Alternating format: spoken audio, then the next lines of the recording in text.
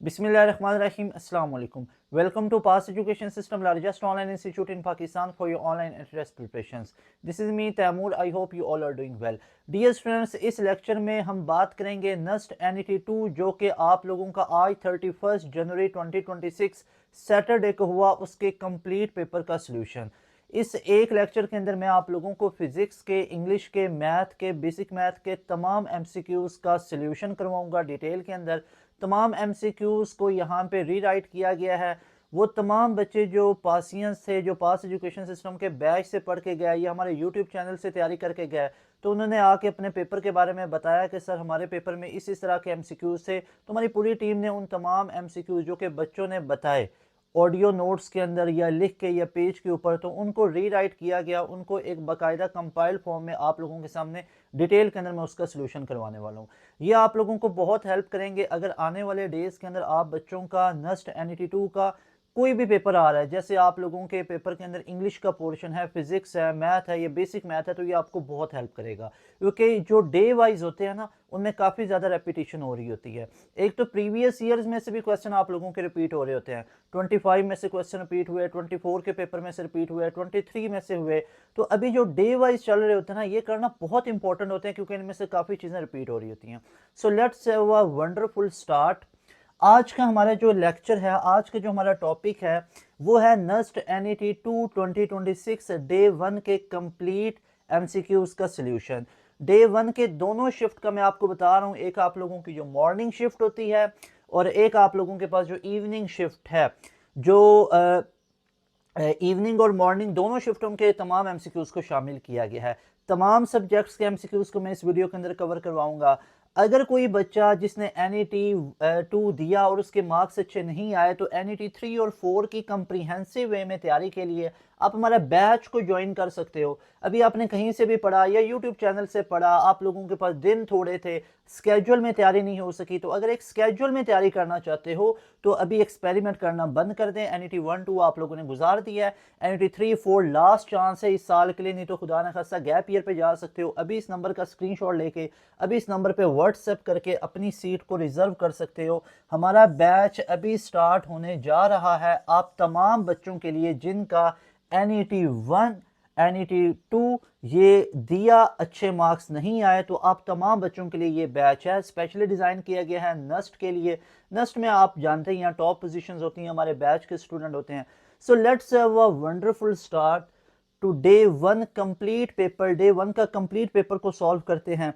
एक नोट है कि तमाम स्टूडेंट्स पास एजुकेशन सिस्टम के वन शॉट लेक्चर जो सर बिलाल ने डिज़ाइन किए, पूरी टीम ने डिज़ाइन किए, जिसमें डिफरेंट टीचर्स ने पढ़ाया, मैंने भी उसमें पढ़ाया, वो वन शॉट लेक्चर्स देखो। जैसे फॉर एग्जांपल एक बच्चा है वो कोनिक सेक्शन के लेके परेशान है। कोनिक सेक्शन आप लोग जानते हो, आपके आज के पेपर में भी काफ़ी एमसीक्यूज आए और हर दफ़ा ही ऐसे होता है। तो कोनिक सेक्शन वाला अगर पूरा समझना चाहते हो, लिखो conic section one shot bypass education system. अगर एनालिटिकल ज्योमेट्री समझना चाहते हो, लिखो analytical geometry one shot bypass education system. ये तमाम आप आगे कीवर्ड यूज करो। You will have our lecture videos. जो लेक्चर वीडियोस आपके सामने आ जाएंगे उसको देख सकते हो, क्विक रिवीजन के लिए फायदेमंद चीज है। Let's have a physics MCQs. Physics के एमसीक्यूज में आज पहला एमसीक्यूज। अब कई बच्चों के पेपर के अंदर ये वाले एमसीक्यूज हो भी सकते हैं। अगर आप लोगों के पेपर में ये एमसीक्यूज नहीं था तो कोई किसी दूसरी शिफ्ट में होगा। मैंने यहाँ पे दोनों शिफ्ट के मिला के एमसीक्यूज को यहाँ पे हमने कंपाइल किया, तो उसका मैं आपको कंप्रीहेंसिव वे में सोल्यूशन करवा देता हूँ। ओके, पहला क्वेश्चन जो आज पूछा गया 31 जनवरी। यहाँ पे मैं एक चीज आप लोगों को क्लियर कर दूं, ये जो भी एमसीक्यूज मैं आप लोगों को करवाने जा रहा हूँ, ये आप लोगों के 31 जनवरी 2026 यानी सैटरडे, ये आप लोगों के सैटरडे को होने वाला जो NET है उसके एमसीक्यूज आप तमाम बच्चों को करवा रहा हूँ। ठीक है, सैटरडे को होने वाले NET के एमसीक्यूज करवा रहा हूँ, जिसमें पहला क्वेश्चन हमारे पास स्क्रीन पे है। Okay, the weight of a body on the surface of earth is 600 newton. एक बॉडी का वेट सरफेस ऑफ अर्थ पे 600 न्यूटन है। What will be the weight on the surface of moon. Okay, surface of moon पे कितना wait होगा इसको हम check कर लेते हैं। जी की वैल्यू भी गिवन है। Okay, I am sorry. अच्छा जी, यहाँ पे सबसे पहली चीज आप लोग एमसीक्यूज को हल कैसे करोगे, एक सिंपल सा रूल बता रखा है। वो रूल क्या बता रखा है, गिवन जो कुछ है और जो फाइंड आउट करना है, इन दोनों के बीच का कोई रिलेशन देख लो। गिवन क्या, आप लोगों को कौन कौन सी चीजें गिवन है, आप लोगों को फाइंड आउट क्या करना है, और इन दोनों के बीच का कोई एक रिलेशन ढूंढ लो। इन दोनों के बीच का कोई एक रिलेशन ढूंढ लो, तो वो आप लोगों को वैल्यू दे देगा आपके आंसर की। तो यहाँ पे अगर मैं गौर करूं तो मेरे पास जो weight of body on the surface of अर्थ वो मेरे पास गिवन है। तो वेट ऑन अर्थ यानी अर्थ की यहाँ पे बात हो रही है, तो क्यों ना मैं इसको ऐसे लिख सकता हूं कि वेट तो हमारे पास गिवन है, लेकिन वो weight on the surface of earth, E for earth, ठीक है, कैपिटल में लिख लो, चलो ठीक है। तो यहाँ पे कुछ ना कुछ आपको हिंट मिल गया, that is 600 newton, got it, okay. उसके बाद what will be the weight on the surface of moon, ये बहुत इंपॉर्टेंट चीज है कि हमें क्या कुछ फाइंड आउट करना है, हमें यहाँ पे फाइंड आउट करना है वेट ही on the surface of moon, यानी हमें वेट ही निकालना है। लेकिन हमें वेट कौन सा निकालना है, हमें वेट निकालना है weight on surface of moon, इसको हमें फाइंड आउट करना है। अब सिंपल सी भाई बात है कि वेट का फॉर्मूला क्या होता है, वेट का तो हमारे पास फॉर्मूला होता है W is equal to mg, ये सिंपल वेट का फॉर्मूला है। तो वेट अगर हमें निकालना है तो हमें मैस चाहिए है, मैस चाहिए है, ठीक है। और मैस यहाँ पे हमारे पास गिवन है, आप लोग चेक कर लो क्या मैस गिवन है, नहीं है। तो mg का पूरा factor we are going to use. अब वो mg का फैक्टर कैसे यूज करेंगे, देखो अब ये मैंने m लिख लिया, अब ये वेट मुझे बताओ, ये वेट कौन सा हम निकालने जा रहे हैं, मून के ऊपर, सरफेस ऑफ मून पे वेट निकालने जा रहे हैं। तो फिर यहाँ पे g की वैल्यू भी कौन सी यूज होगी, मून वाली यूज होगी। क्या ये पूरा रिलेशन आप लोगों को समझ में आया, बहुत ही सिंपल है। मैंने क्या किया, मैंने यहाँ पे आपको सिंपल सी बात बताई कि ये वेट का formula W is equal to mg होता है। हमें वेट कौन सा निकालना है, weight on the surface of moon, तो मून का वेट निकालना है ना। तो मून के वेट में मैस तो मैस ही रहेगा, लेकिन जो g है ना, जो ग्रेविटेशनल एक्सेलरेशन है, वो मून का पुट होगा।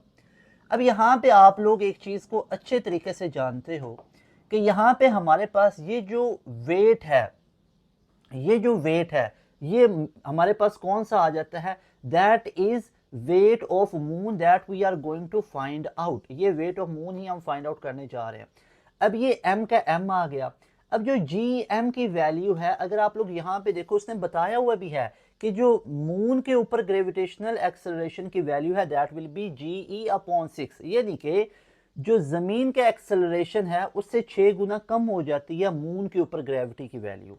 तो इस gm की जगह पे मैं क्या पुट कर लूंगा, मैं पुट कर लूंगा GE/6। अब ये मैंने क्यों किया, मैंने gm की सिंपल वैल्यू पुट की जो कि यहाँ पे मेरे पास गिवन थी, ये वाली वैल्यू मैंने यहाँ पे यूज कर ली। अब आप तमाम बच्चे अच्छे तरीके से जानते हो कि यहाँ पे अब हमने क्या किया, जैसे फॉर एग्जांपल इसको आप यहाँ पे देख लो कि ये हमारे पास फंक्शन पूरा बना पड़ा है mge/6।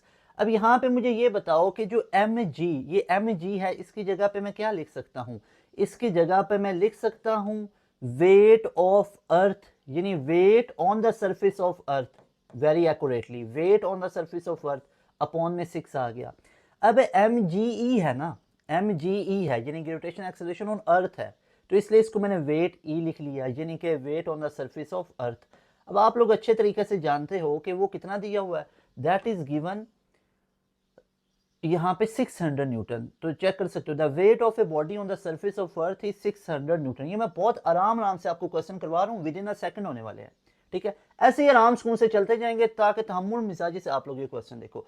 तो 600 न्यूटन ऊपर आ गया, नीचे 6 आ गया, तो आप लोग जानते ही हो कि weight on the surface of moon फिर कितना बन गया, 100 बन गया। So right option will be 100, और साथ में वेट निकाला है तो क्या आएगा, न्यूटन आएगा। तो 100 न्यूटन कहाँ पे लिख रखा है, that is in B option. So we will say कि beta option is the right option. इस क्वेश्चन को दोबारा देखेंगे, ओके जी। अब क्वेश्चन की आप सिमेट्री पहले समझें। तो क्वेश्चन में उसने क्या बताया था, wait of a body on the surface of earth is 600 Newton. अब जो वेट था वो सरफेस ऑफ अर्थ पे था, what will be the weight on the surface of moon. मैंने सिंपल सी बात ये बताई कि भाई मुझे ना वेट चाहिए on the surface of moon, यानी कि WM चाहिए। W तो mg होता है। अब मैथ्स नहीं पता था तो कहीं ना कहीं mg मिला के वेट बना, वही हमारे पास गिवन भी है 600 न्यूटन। तो मैंने क्या किया, मैंने इस g की जगह पे gm पुट कर लिया। ऊपर वैल्यू gm की गिवन थी, ge अपॉन में 6, ge अपॉन में 6 पुट कर लिया। अब ये ऊपर mge है ना, तो e अर्थ के लिए, तो ये पूरा weight on the surface of earth बन गया। और नीचे 6 का 6 आ गया। ऊपर weight on the surface of earth was given that 600 newton, so we have put the value of weight on the surface of earth, that is 600 newton divided by 6, that comes from gm is equal ge upon 6. So final value we are having, weight on the surface of moon is going to be 100 newton, so B option is right option. तो एक और चीज बताओ, एक बंदे का mess, एक बंदे का वेट जो कि जमीन पे 600 न्यूटन है, वो चांद पे 100 न्यूटन कैसे हो गया? मैं अगर इसकी रिजेम्बलेंस ऐसे बना दूं, यहां पे अगर आप लोग सोचो, ये पूरा आपको ना करना पड़ता, तो इसका एक ट्रिक ये भी तो था कि हमारे पास जमीन की सरफेस पे वेट अगर 600 है, आप लोगों को इस चीज का पता है, इस आइडेंटिटी का, कि जो ग्रेविटेशनल एक्सेलरेशन है वो चांद पे 6 गुना कम हो जाता है। तो वेट को 6 टाइम्स कम करने के लिए आप 6 पे डिवाइड करना था ना, तो 600 डिवाइड बाई 6 कितना हो जाना था? 100। तो इधर से भी जज हो सकता था। मैंने एक प्रॉपर वे से आपको बता के एंड पे शॉर्ट ट्रिक बताया, ठीक है, ओके। उसके बाद नेक्स्ट क्वेश्चन है, two bodies of mass 4 kg and 5 kg are moving along east and north direction, okay, with velocities 5 meter per second and 3 meter per second respectively. Magnitude of the velocity of center of mass of the system is, center of mass के respect में आपने velocity की magnitude को बताना है। Simple सी बात है भाई, सिंपल सी, सबसे पहली चीज है। यहाँ पे अगर क्वेश्चन के स्टेटमेंट को आप पढ़ोगे ना, तो यहाँ पे डायरेक्शन इंडिकेटर्स को बना लेते हैं। जैसे फॉर एग्जांपल यहाँ पे डायरेक्शन इंडिकेटर्स बना लेते हैं, जैसा कि यहाँ पे हमारे पास डायरेक्शन ऑफ इंडिकेटर्स को बनाएं, तो आप लोग जानते हो ये ईस्ट है, ठीक है, ये वेस्ट है, ईस्ट वेस्ट, और ये नॉर्थ और ये साउथ। इस सिनेरियो के मुताबिक we are given two bodies of mass 4 kg and 5 kg are moving along east and north respectively. तो 4 kg वाली किधर जा रही है? ईस्ट को जा रही है। उसकी वेलोसिटी कितनी है? 5 मीटर पर सेकेंड। यहाँ पे एक चीज मैं आप लोगों को बता देना चाहता हूँ, जैसे यहाँ पे देखो ना कि to bodies of mass 4 kg, ठीक है, 4 kg वाली जो बॉडी हमारे पास है, एक 4 kg वाली बॉडी है, उसकी वेलोसिटी हमारे पास कितनी आ रही है? उसकी वेलोसिटी 5 मीटर पर सेकेंड आ रही है। Got it? अच्छा जी, अब यहाँ पे आप लोग चेक कर सकते हो कि जो हमारे पास बॉडी है ना, जिसकी मास की वैल्यू 4 kg है, जिसके मास की वैल्यू 4 kg है, उसकी वेलोसिटी 5 मीटर पर सेकेंड है। और जो हमारे पास यहाँ पे आ रहा है 5 kg वाला, उसकी वेलोसिटी 3 मीटर पर सेकेंड है। Got it?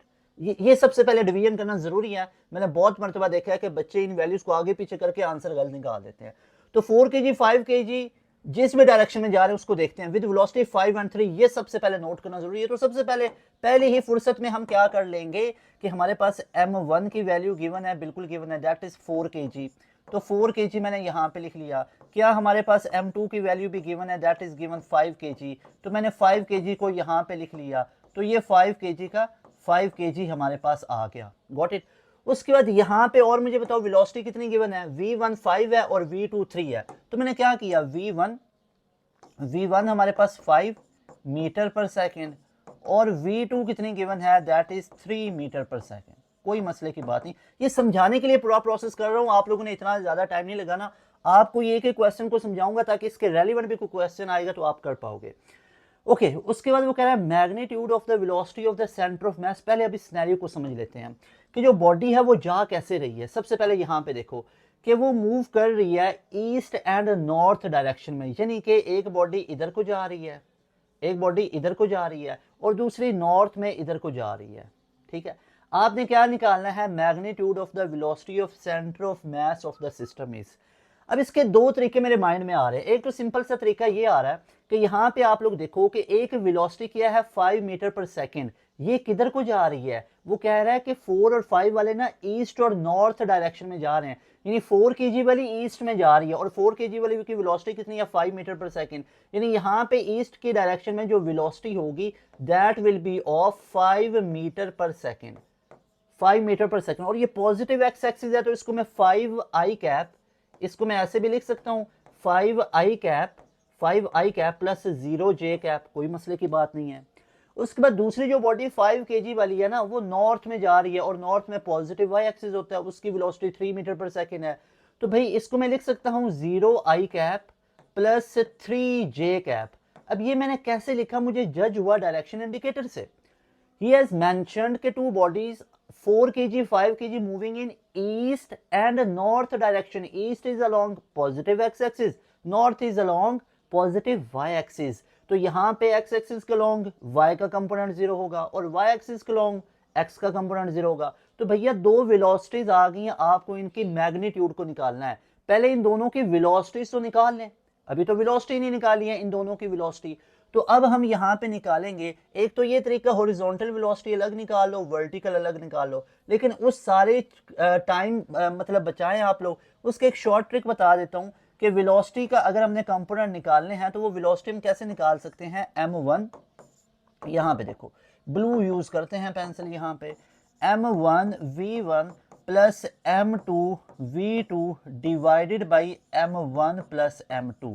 एक तो ये तरीका है कि आप लोग यहाँ पे वेलोसिटी v1 की वैल्यू पुट कर लो। अब v1 की कौन सी पुट करनी है, ये 5 और 3 को भूल जाएं, ये अब वैल्यू हमारे पास आई है। एक वेलोसिटी है 5i cap plus 0j cap, एक है 0 प्लस 3j कैप, क्योंकि उसने यहाँ पे वर्ड यूज किया मैग्नीट्यूड ऑफ द वेलोसिटी। जब डायरेक्शन की बात आ जाए ना, डायरेक्शन इंडिकेटर, तो वेलोसिटी को वेक्टर के फॉर्म में लिखना होता है। ओके, अब यहाँ पे आप लोग चेक करो, एक तो ये तरीका है कि पहले आप v1 m1 की वैल्यू पुट करो, ये 0 पुट कर दोगे तो उसके बाद आपके पास एक जो वेलोसिटी का हॉरिजॉन्टल कंपोनेंट आ जाएगा। फिर आप जो ये वाली हॉरिजॉन्टल कंपोनेंट है वेलोसिटी का, इसको 0 मान के और वर्टिकल की पुट करोगे वैल्यू, तो आपके पास वर्टिकल कंपोनेंट आ जाएगा।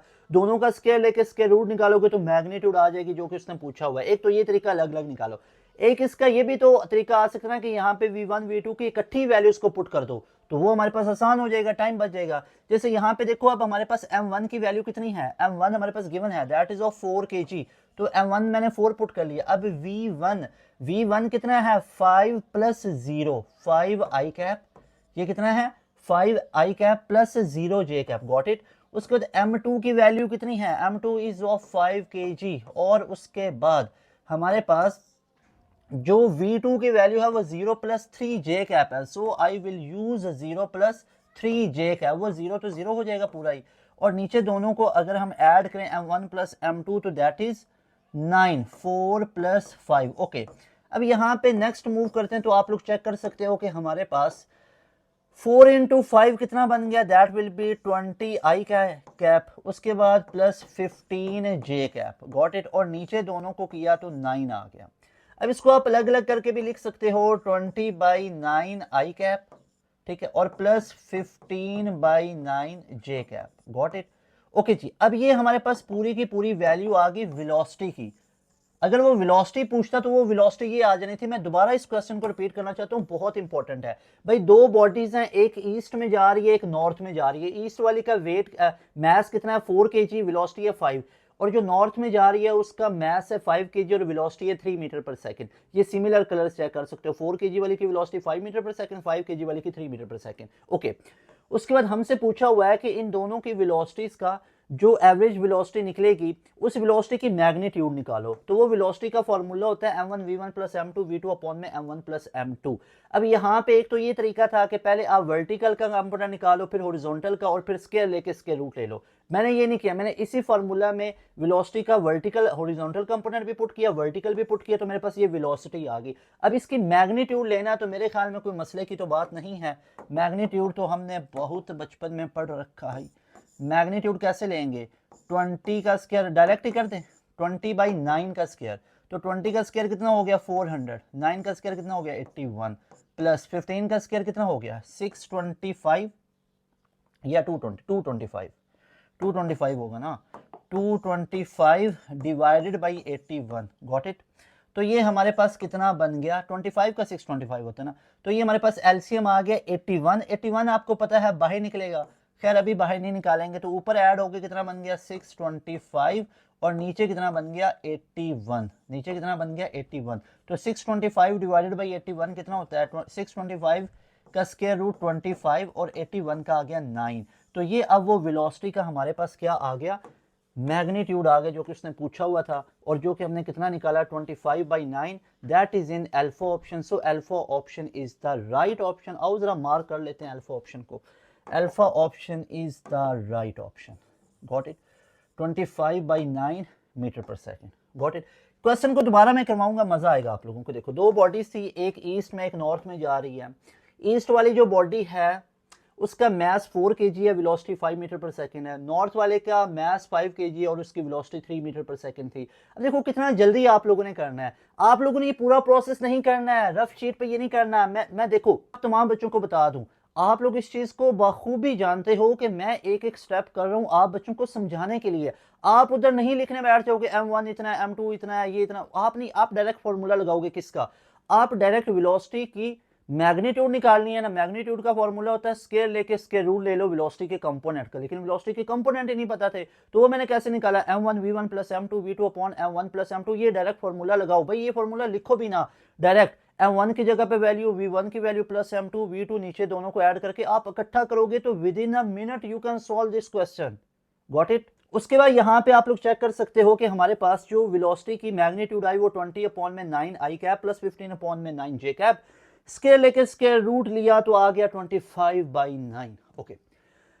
नेक्स्ट क्वेश्चन आज के दिन में हमसे पूछा गया, the work done in moving an object from origin to a point whose position vector. Origin से किया गया 0 0 मानेंगे तो r वही रहेगा। अगर r1 से r2, r1 की वैल्यू कुछ और होती, r2 की ये होती, तो जो इनका इफेक्टिव डिस्टेंस होना था ना वो r2 माइनस r1 करना था। लेकिन इनिशियल पॉइंट ओरिजिन है तो ओरिजिन 0 0 पे होता है, 0 i cap 0 j cap 0 k cap, तो वही आंसर r का r ही रहेगा। भाई अब फोर्स इतनी है, पूछा हुआ क्या, वर्क डन। मैं हमेशा दो चीजों को लेकर सीरियस हूं, पूछा हुआ क्या है और बताया हुआ क्या है। तो पूछा हुआ है वर्क डन निकालो। भाई वर्क डन का कोई फॉर्मूला आता है आप लोगों को, F डॉट डी। ठीक है, यहाँ पे मैग्नीट्यूड की बात हो रही है, फोर्स भी गिवन है और डिस्प्लेसमेंट यानी डिस्टेंस भी गिवन है, तो you can calculate work done ना। तो फोर्स हमारे पास कितने, अब आप लोगों के लिए कर रहा हूं, उधर पेपर में होते ना तो पेपर में डायरेक्ट करना था, पता है क्या, ये देखो पेपर में तो ऐसे किया जाता है, आई वाला आई से मल्टीप्लाई करो तो कितना हो गया। मैं वैसे आपको एक बात बता दूं, 3 इंटू 2 देखो ना, 3 इंटू 2 6 हो गया, 6 आई कैप प्लस जे वाला जे से करो, 2 इंटू -1 कितना होता है -2, तो इधर मिला के इसको क्या हमने लिख देना था -2। Got it. और उसके बाद -5 इंटू -1 कितना होता है प्लस का 5। Got it. तो ये कितना बन गया 11 - 2, तो कितना बन गया 9। तो हमारे पास बन गया 9 जाउल। जाउल नहीं है तो 9 यूनिट्स लिख लेंगे, आंसर आ गया, बस खत्म। तो ये इतनी बात होती है, आप लोगों को समझाने के लिए एक एक स्टेप करता हूँ, ठीक है। तो ये चीज को नोट कर लो। तो ये 9 यूनिट्स बन गया। आपको पता आई वाला आई से होगा, जे वाला जे से होगा, के वाला के से होगा, तो ये हमारे पास आंसर आ गया 9 यूनिट्स। ओके। उसके बाद हमारे पास नेक्स्ट क्वेश्चन है, which has the same dimension as dimension of angular momentum. अब एंगुलर मोमेंटम का यूनिट बताओ, यूनिट क्या होता है। एंगुलर मोमेंटम का तो यूनिट होता है जाउल सेकेंड। एंगुलर मोमेंटम का तो यूनिट होता है जाउल सेकेंड, एनर्जी जाउल में होती है। लीनियर मोमेंटम न्यूटन सेकंड में होता है जो कि इंपल्स है। मैथ्स तो केजी में होता है। Yes, Planck's constant. Delta option will be the right option. Planck's constant आप लोग जानते ही हो, प्लैंक्स कांस्टेंट क्या होता है, E is equal to H F है ना, ये वो एच है प्लैंक्स कांस्टेंट, जिसको आप लोग कह सकते हो कि H will be equal to E upon में F। फ्रीक्वेंसी हमारे पास एनर्जी जाउल पर सेकंड नहीं है, ये फ्रीक्वेंसी होती 1/T या पर सेकंड है, तो पर बटे का बटा ऊपर जाएगा तो जाउल सेकंड बनेगा। H की वैल्यू आप लोग जानते हो 6.63 into 10⁻⁻34 joule second. Got it. तो उसने पूछा होता सेम डायमेंशन कौन सी, किसकी, एंगुलर मोमेंटम की तरह की है, तो वो प्लैंक्स कांस्टेंट था। ओके। नेक्स्ट क्वेश्चन है, A ball at rest is dropped from a height of 12 metre. एक बॉल को 12 मीटर की हाइट से नीचे गिराया गया। It loses 25% of its kinetic energy on striking the ground। ठीक है, 25% उसने अपनी काइनेटिक एनर्जी लूज कर दी और ऊपर जो बाउंस किया वो 75% ऑफ एनर्जी के साथ किया, और वो एनर्जी कौन सी होगी, पोटेंशियल एनर्जी होगी। ठीक है भाई, जितना काइनेटिक एनर्जी में लॉस हुआ वो कन्वर्ट हो गया पोटेंशियल एनर्जी में। ऐसे ही to a height of h, then the value of h will be, h की वैल्यू कितनी होगी। सिंपल सी बात है, सिंपल सी बात है। एक बॉडी को ना, यहाँ पे बड़ी मजे की ये सिनेरियो, आप लोग इसको समझोगे आप लोगों को खुद ही आइडिया हो जाना। फॉर एग्जांपल एक हाइट को मैं मान लेता हूँ, यहाँ तक एक हाइट थी हमारे पास, यहाँ तक ये पूरी हाइट थी। अब इस पूरी हाइट को उसने कितना बताया हुआ है, उसने खुद बताया हुआ कि ये पूरी हाइट ना 12 मीटर की है। तो इसके आगे मैं लिख सकता हूँ कि ये पूरी हाइट 12 मीटर की है। ये बॉल इधर से गिराया गया, ठीक है। मान लो कि कोई ऐसे इधर यहाँ पे फॉर एग्जाम्पल यहाँ पे मान लो कि एक बंदा खड़ा था और उस बंदे ने यहाँ से एक बॉल को फेंका, एक बॉल को यहाँ से फेंका। तो वो बॉल जैसे ही इधर ज़मीन पे टकराया, ये सरफेस ऑफ अर्थ है, ज़मीन से बॉल टकराया ना, तो टकराने के बाद क्या उसकी कंडीशन बनी, टकराने के बाद वो ऑलमोस्ट इतनी हाइट पे जाके टकराया या इतनी हाइट तक जाके उछला, ठीक है। यानी बॉल को 12 मीटर की हाइट से गिराया गया, लेकिन उसने हाइट कितनी अटेन की, उसने ये हाइट h अटेन की।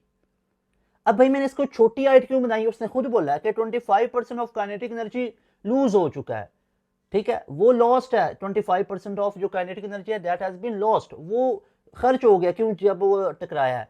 अगर तो 100/100 रहता तो जिधर से फेंका उधर तक ही वापस आता ना। तो ये h हमने बतानी है।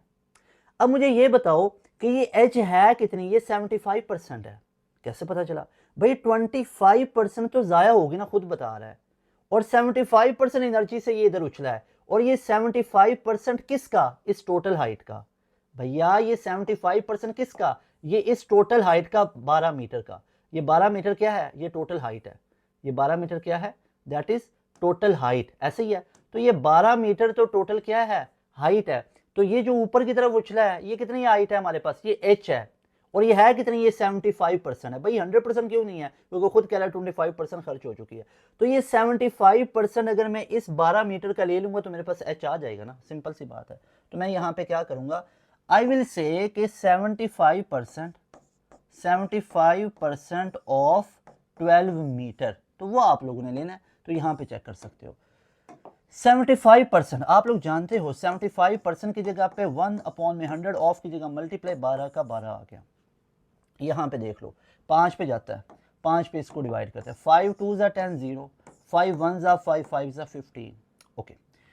5 4 ज़ा 20, 5 3 ज़ा 15, 4 3 ज़ा 12, 3 इंटू 3 कितना बन गया, 9। तो कितनी हाइट बन गई, 9 metre. That is in C option. So C option will be the right option. Got it, everybody clear, C option is the right option. Question का दोबारा फ्लेवर लेंगे। A ball is at rest, draw from a height of 12 metre. एक ball को ना 12 metre की height से गिराया गया, फिर वो 25% अपनी काइनेटिक एनर्जी को लॉस कर चुकी है, ठीक है। जब 25% काइनेटिक एनर्जी चली गई तो ये तकरीबन इधर तक पहुंचेगा, ये टोटल स्टॉप तक क्यों नहीं पहुंचेगा, क्योंकि 25% एनर्जी चली गई है। अब ये उसने जो अटेन की ना हाइट, इसको h कहा है। अब ये हाइट उसने किसका अटेन किया है, इस 12 मीटर का ये हाइट उसने अटेन किया, और ये बनती कितने, 75%। 75% 25% चलेगी, तो हमने 75% ऑफ दिस लिया। ये जो टोटल हमारे पास टर्म है दैट इज 12। तो we obtain 9 metre, that you can have your answer in C option. Okay, got it. उसके बाद नेक्स्ट क्वेश्चन है हमारे पास, the dimension of A and B in the equation a plus B T where v is the velocity of time. Dimensions के बारे में एक चीज याद रख लो कि किसी भी एक इक्वेशन के अंदर जितनी भी टर्म्स इन्वॉल्व होती हैं उन सब की डायमेंशन सेम होती है। ये नोट डालेंगे यहाँ पे, एक अच्छा सा करके नोट डालेंगे। नोट क्या लगाएंगे, नोट डालेंगे हैशटैग नोट, फिर इसको हल करते हैं कि जो हमारे पास इन एनी इक्वेशन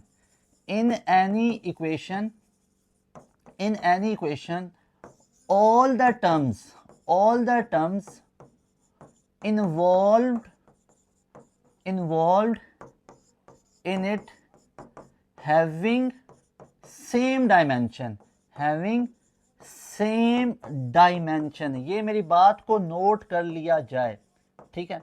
दोबारा सुनेंगे, किसी भी इक्वेशन के अंदर v equal to a plus, आप लोग जानते हो टर्म्स बनती हैं प्लस और माइनस से, मल्टीप्लिकेशन डिवीजन से टर्म्स नहीं बनती, वो एक ही टर्म होती है।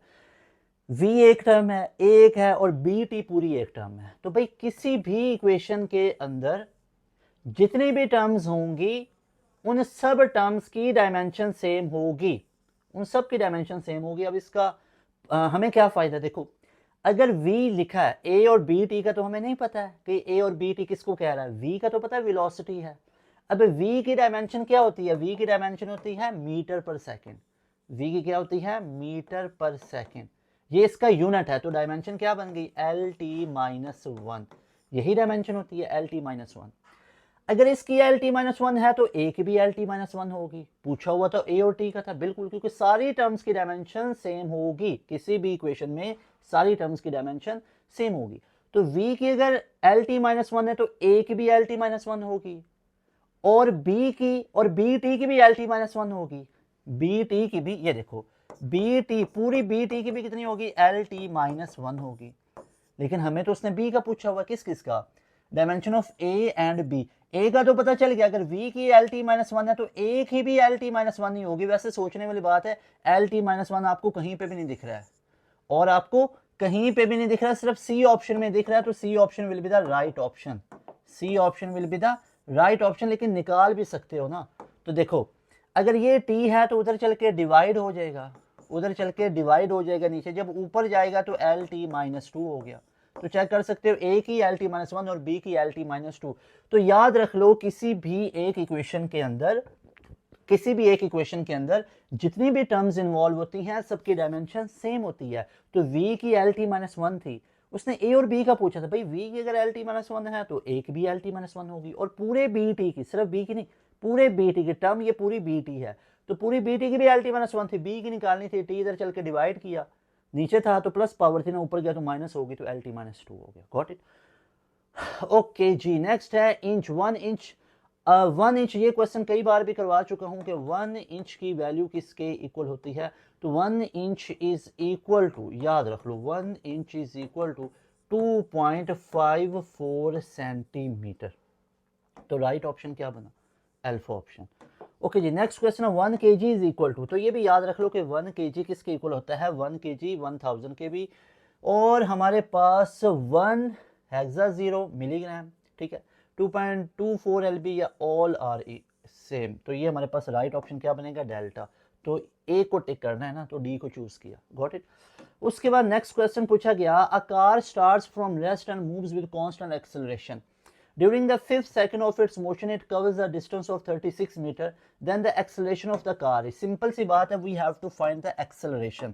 मुझे क्या निकालना है, यहाँ पे acceleration निकालना है, लेकिन दिया हुआ क्या है, distance। It covers the distance of 36 meter।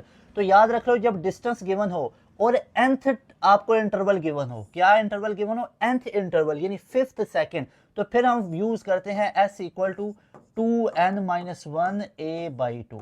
ये हम निकाल सकते हैं यहाँ से एक्सेलरेशन या डिस्टेंस को।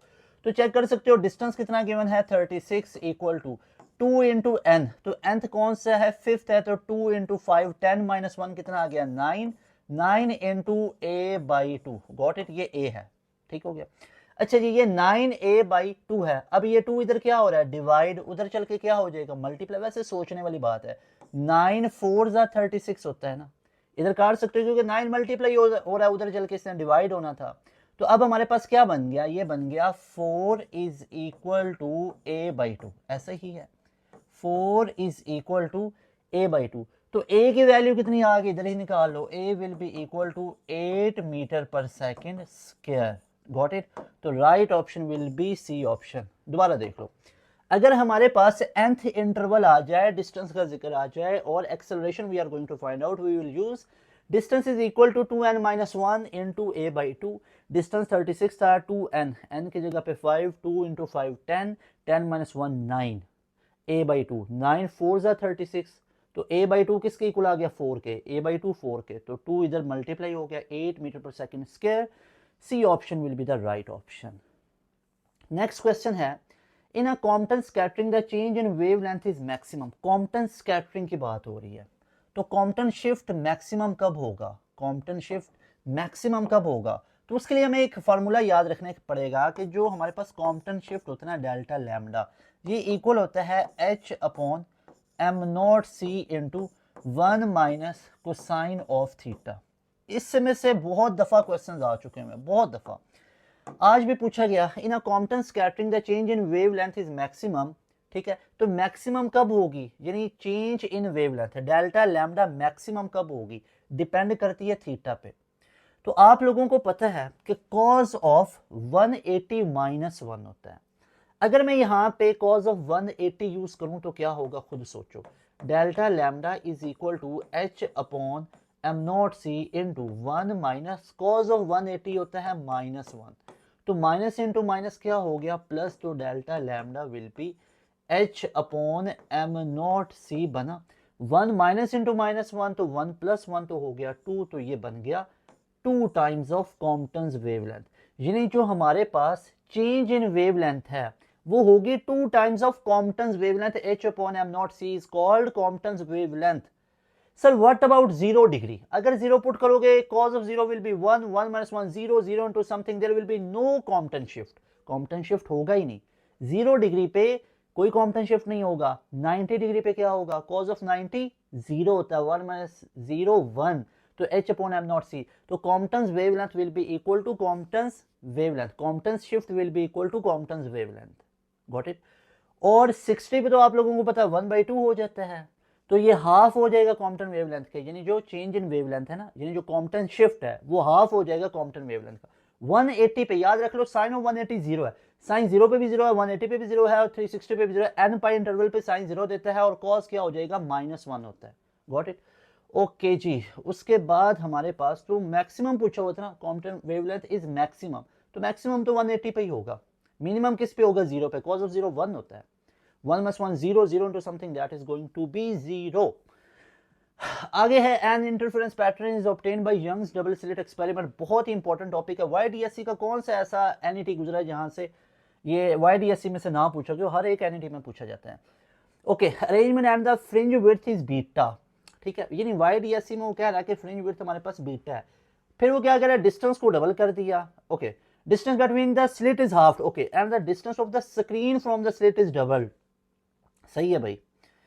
तो फ्रिंज विड्थ कितनी होगी, तो पहले तुम मुझे बताओ फ्रिंज विड्थ होता क्या है। फ्रिंज विड्थ है कि फ्रिंज कितनी थिक होंगी या थिन होंगी, उसका फॉर्मूला होता है y is equal to lambda L upon में डी। तो सिंपल हालात के अंदर ये कितना था बीटा, खुद बता रखा भाई, खुद मैं नहीं कह रहा हूं, खुद कह रखा है कि सिंपल हालात में कितना है बीटा है, सिंपल हालात में बीटा है ये वाला।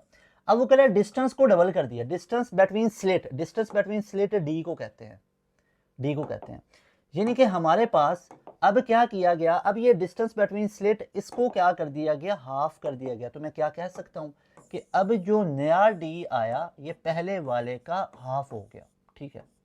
उसके बाद and the distance from screen to slit, screen to slit distance होता है एल, तो ये जो कैपिटल एल नया वाला है ये पहले वाले का कितना हो गया, इज डबल्ड, तो ये 2 टाइम ऑफ एल हो गया। तो वैल्यूज पुट कर दो इसी इक्वेशन के अंदर, इसी इक्वेशन के अंदर वैल्यूज पुट कर दो, तो नया जो y बनेगा, नया y हमारे पास कितना बन जाएगा, y dash will be equal to lambda l की जगह पे 2l, ठीक है, और d की जगह पे d/2, गॉट इट, बटे का बटा ऊपर गया, तो ये कितना बन गया, ये 2 × 2 कितना बन गया 4, तो ये बन गया 4 लैम्डा l अपॉन में d। आप लोगों को पता है तो लैम्डा l अपॉन में d, लैम्डा l अपॉन में d ये किसके इक्वल है, बीटा के इक्वल है, तो यहाँ पे लिख लो बीटा, कोई इसमें मसले वाली बात तो नहीं है। तो इसके आगे अगर आप लोग लिख लो कि ये 4 टाइम ऑफ बीटा हो गया, 4 टाइम ऑफ बीटा हो गया, तो 4 टाइम ऑफ बीटा किधर लिखा हुआ है, ये हमारे पास इधर ही मिल गया। So delta option is the right option. Everybody clear, तमाम चीज़ें क्लियर है। देख लो सिंपल हालात में, नॉर्मल हालात में जो YDSC है उसमें जो फ्रिंज विड्थ है वो लैम्डा l अपॉन डी है। L होता है स्क्रीन जहाँ पे पैटर्न ऑब्जर्व किया गया, और यहाँ पे ये 2 स्लिट्स, मान लो यहाँ पे 2 स्लिट्स हैं, स्लिट में से लाइट पास की और यहाँ पे स्क्रीन पे पैटर्न ऑब्जर्व हुआ, तो स्क्रीन और स्लिट के बीच का जो डिस्टेंस होता है उसको कैपिटल L कहते हैं, और स्लिट के बीच में जो सेपरेशन होती हैं उसको स्मॉल d कहते हैं। स्मॉल डी उसने खुद बता दिया, distance between the slit is half, तो भाई जो नया डी है वो पहले वाले का हाफ हो गया, and distance from the screen to slit is double, यानी कि जो नया कैपिटल L है वो 2 टाइम ऑफ पहले वाले का हो गया। तो ये चेंजिंग्स के साथ जब मैंने वैल्यूज को पुट किया तो बटे का बटा ऊपर चला गया, 2 × 2 4, लैम्डा l अपॉन में डी ऑलरेडी बीटा के इक्वल है, नॉर्मल हालात में उसने खुद बता रखा है बीटा, तो ये 4 टाइम ऑफ बीटा बना, that is clear cut in delta option, got it. Okay जी, नेक्स्ट क्वेश्चन है हमारे पास, we can hear sound around the corner but we cannot see because of diffraction, diffraction की वजह से जो साउंड है ना उसको सुन सकते हैं, देख नहीं सकते हैं, diffraction की वजह से, beta option is right option. उसके बाद नेक्स्ट है हमारे पास the escape velocity from the earth gravitational field is independent of, भाई जो एस्केप वेलोसिटी है वो किसके इंडिपेंडेंट होती है? सिंपल सी बात है, मास ऑफ ऑब्जेक्ट के इंडिपेंडेंट होती है, लेकिन हम कंसर्न करेंगे फार्मूला के साथ। ओके जी, फार्मूला एस्केप वेलोसिटी का क्या कह रहा है? फार्मूला एस्केप वेलोसिटी का हमें ये कहता है कि जो हमारे पास एस्केप वेलोसिटी होगी that will be equal to what? That will be equal to 2 capital G capital M upon में कैपिटल आर, 2gm अपॉन में r। या आप इसको ऐसे भी तो लिख सकते हो, v escape is equal to square root 2gr, बिल्कुल लिख सकते हैं, बिल्कुल लिखा जा सकता है। या आप लोग इसको ऐसे भी तो लिख सकते हो, v escape is equal to, ये gr किसके इक्वल होता है? ऑर्बिटल के, तो ये square root 2 into orbital velocity, got it, जो कि 7.9 होती है। खैर इतने लंबे चौड़े चक्रों में पढ़ने की जरूरत ही नहीं है, हमें तो सिंपल इसने क्या पूछा हुआ है कि ये जो एस्केप वेलोसिटी होती है, ये जो एस्केप वेलोसिटी है, ये किसके इंडिपेंडेंट है? किसके इंडिपेंडेंट है? जी ग्रेविटेशनल कांस्टेंट डिपेंडेंट है, ये तो होता ही कांस्टेंट है। Mass of earth, mass of earth कितना होता है? 6 × 10⁻24 kg, वैसे एग्जैक्ट होता है 5.97 × 10⁻24 kg, गॉट इट। और रेडियस ऑफ अर्थ कितना होता है? 6.4 × 10⁻6 मीटर, या इसको लिख सकते हो 6400 किलोमीटर, गॉट इट। तो भैया इन दोनों के तो डिपेंडेंट है, जी पे भी डिपेंडेंट है, कहीं पे स्मॉल एम दिख रहा है, स्मॉल एम कहते हैं मास ऑफ ऑब्जेक्ट को, नहीं दिख रहा, तो इसका मतलब है जो ये एस्केप वेलोसिटी होती है ना, ये मास of body, mass of object के इंडिपेंडेंट होती है, मास ऑफ ऑब्जेक्ट के इंडिपेंडेंट। भाई मास ऑफ अर्थ पे भी डिपेंड करती है, रेडियस पे भी कर रही है, देखो ना, मास पे भी रेडियस पे कर रही है, नन ऑफ दिस फिर कैसे हो सकता है जब मास ऑफ बॉडी मौजूद है? तो मास ऑफ बॉडी वाला तो है ही नहीं कहीं पे, तो इसलिए एस्केप वेलोसिटी इंडिपेंडेंट होती है मास ऑफ बॉडी के, गॉट इट। उसके बाद नेक्स्ट क्वेश्चन है हमारे पास, torque acting on a body determines, torque किसको बताता है? एंगुलर एक्सेलरेशन को बताता है, एंगुलर एक्सेलरेशन, जो कि सी ऑप्शन के अंदर मौजूद है। उसके बाद है the unit of angular acceleration is, बहुत ही सिंपल से बुक लाइंस वगैरह आप लोगों को पता है, radian per second square, so C option will be the right option. Radian per second square होगा, और एंगुलर वेलोसिटी का क्या होगा? रेडियन पर सेकंड होगा, और रेडियन किसका होगा? ये एंगुलर डिस्प्लेसमेंट का होता है, ठीक है, यानी एंगुलर डिस्प्लेसमेंट का क्या होता है? थीटा का रेडियन, और ये किसका होता है? ओमेगा का, और ये किसका होता है? अल्फा का, गॉट इट। अल्फा ही कहते हैं एंगुलर एक्सेलरेशन को, जो कि रेडियन पर सेकंड स्क्वायर है, ओके। उसके बाद है the escape velocity of the earth is, earth की एस्केप वेलोसिटी होती है 11.2 किलोमीटर पर सेकंड। एस्केप वेलोसिटी होती क्या है? एस्केप वेलोसिटी ये कहते हैं, मान लो ये हमारे पास अर्थ है, ये हमारे पास अर्थ है, ठीक है, ओवल टाइप। अब इस अर्थ की एक फील्ड है, इस अर्थ की ना एक फील्ड है, जैसे फॉर एग्जांपल जमीन ना हर चीज को अपने सेंटर की तरफ खींचती है। कोई यहाँ पे एक कोई कंपोनेंट पड़ा हुआ है, कोई ऑब्जेक्ट है, तो जमीन इसको अपने सेंटर की तरफ खींचेगी। हम यहाँ पे चल रहे हैं, हम ऊपर की तरफ छलांग लगाते हैं फॉर एग्जांपल, तो ज़मीन अपने वापस नीचे की तरफ खींचती है। ज़मीन हर चीज़ को अपने सेंटर की तरफ खींच रही है, तो ज़मीन के अगर इस पॉइंट तक खींच रही है, क्या पता इस पॉइंट तक ना खींचे, तो ये ज़मीन की फील्ड बन गई ना, ये ज़मीन की फील्ड, ये लिमिट बाउंड्री बन गई। तो अगर कोई बंदा या कोई ऐसा अगर हम कर दें कि एक चीज़ के ऊपर इतनी फोर्स लगा दें कि वो ज़मीन की फील्ड से बाहर चली जाए, किसी चीज़ पे इतनी फोर्स लगा दें कि ज़मीन की फील्ड से बाहर चली गई है, तो वो जितनी फोर्स लगाई है, वो जितनी वेलोसिटी उसको दी है, उस वेलोसिटी को बोलेंगे एस्केप वेलोसिटी, क्योंकि वो ज़मीन की फील्ड से बाहर चला गया। और अगर हम चाहते हैं वो ज़मीन की फील्ड से बाहर ना चले बल्कि इसके ऑर्बिट के गिर्द घूमे, तो वो ऑर्बिटल वेलोसिटी है।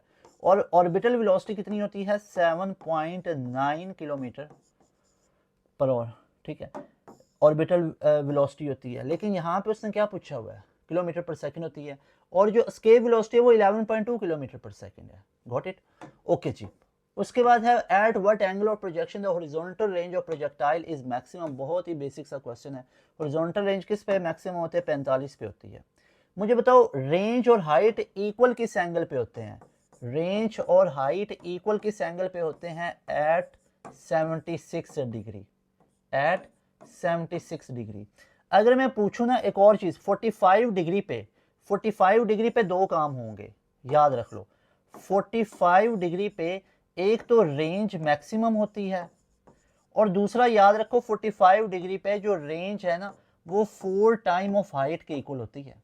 ये दो काम याद रख लो, यानी 45 डिग्री पे ना दो काम हो रहे होते हैं, एक तो रेंज मैक्सिमम होती है, चीज़ बहुत दूर जाएगी, 45 एंगल पे फेंकोगे ना 45 एंगल पे तो चीज़ें सबसे दूर जाएंगी। और रेंज और हाइट कितना रिलेशन बनता है, यानी कि रेंज बहुत ज़्यादा हो जाती है कि वो 4 टाइम ऑफ हाइट की इक्वल है, यानी हाइट को 4 से मल्टीप्लाई करोगे तो रेंज आएगी। ये 45 पे ये केस बनता है कि R maximum is 4 time of height, लेकिन रेंज और हाइट इक्वल किस पे होते हैं, वो 76 डिग्री पे। गॉट इट, वो 76 डिग्री है, दैट इज नॉट 45। 45 पे रेंज मैक्सिमम होगी और रेंज हाइट के नहीं, रेंज हाइट के 4 टाइम के इक्वल होगी 45 पे। रेंज हाइट के इक्वल कब होगी, वो सिर्फ 76 पे होगी। ये चीजें याद रखनी है। ओके, उसके बाद the vector product of two vector is zero.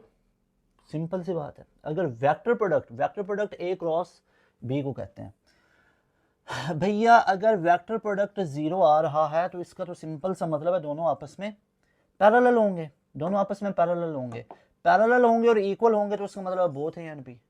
भैया सिंपल सी बात है ना, अगर दोनों ही क्या है, जैसे पैरेलल में क्या होता है, थीटा 0 डिग्री होता है, और इक्वल में भी क्या होगा, इक्वल में भी क्या होगा, थीटा 0 डिग्री होगा। ठीक है, तो इसलिए हमारे पास क्या हो गया, बोथ ए एंड बी। क्योंकि वेक्टर प्रोडक्ट, अब एक और चीज याद रख लो, वेक्टर प्रोडक्ट होता क्या है, वेक्टर प्रोडक्ट होता है A cross B is equal to A B sine of theta N cap, ये होता है वेक्टर प्रोडक्ट।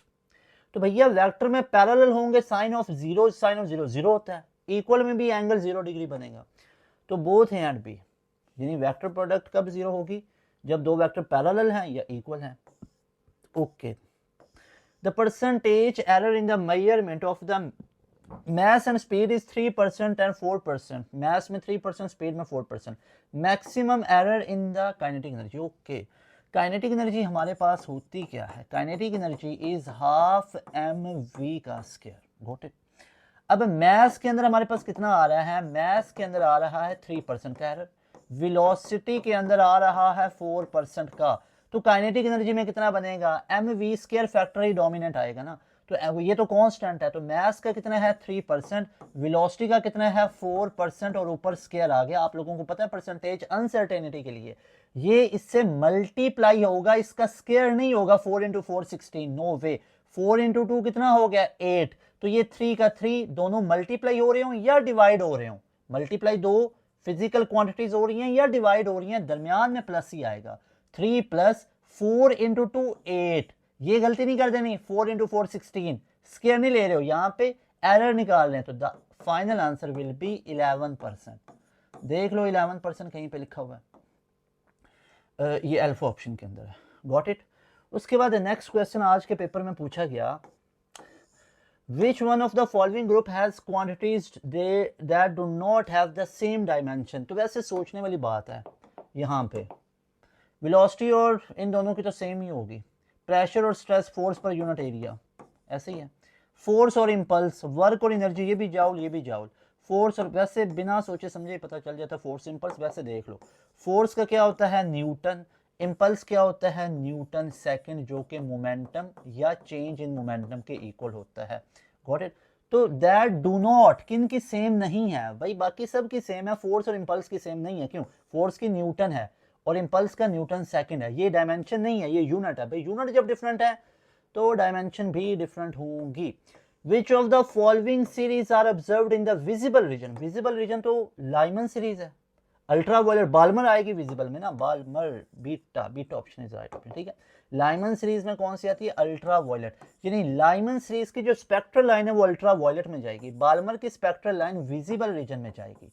और उसके बाद ब्रैकेट है, फंड है, हमफ्रीज है, पास्टन है, वो सारी की सारी इंफ्रारेड रीजन में उनकी स्पेक्ट्रल लाइन जाएगी। मतलब क्या है, अगर कोई एटम का इलेक्ट्रॉन एक्साइट होकर डी एक्साइट होगा और किस शेल में आएगा, पहले में, तो वो बनेगी लाइमन सीरीज, और उसकी जो स्पेक्ट्रल लाइन है, वो जो रेडिएशन है वो किस रीजन में जाएंगी, अल्ट्रा वायलेट में, जिनकी एनर्जी बहुत ज्यादा है, उनकी फ्रीक्वेंसी ज्यादा है, वेवलेंथ शॉर्टेस्ट है। इंफ्रारेड रेड से भी ज्यादा वेवलेंथ, लेकिन एनर्जी उतनी कम। 3000 joule of heat is supplied to a system and the change in internal energy is 400 joule. If the piston moves through a distance of 3.5 meter, what will be the work done? अब देखो कितनी मजे की बात है, 3000 joule of heat क्यों भी दे दी और उसके बाद इंटरनल एनर्जी भी दे दी है और वर्क डन पूछ रहा है, what will be the work done.